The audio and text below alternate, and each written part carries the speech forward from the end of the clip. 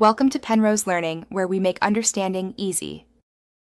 You'll start by opening Blender and going straight to the shading workspace. Select the object and open the material slot so you can edit its nodes. Once done, create a new material or pick an existing one from the drop-down. This allows you to change the shader without affecting other objects.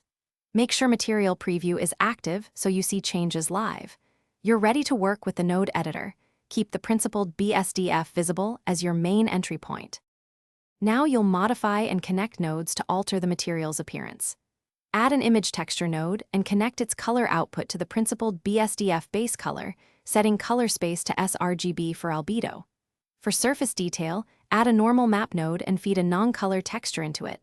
Connect to normal. Control gloss with roughness maps or sliders. If you need layered materials, insert a mix shader and drive the factor with a Fresnel, mask, or vert. Finish by fine-tuning scale and UVs, then test in your chosen render engine. Use a mapping node to adjust texture scale and rotation. Unwrap the model if textures look stretched. Pack or bake textures if you'll move files between computers.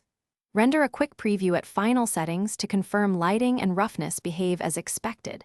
If problems arise, inspect face normals, ensure non-color data for normal/roughness maps, and verify texture bit depth.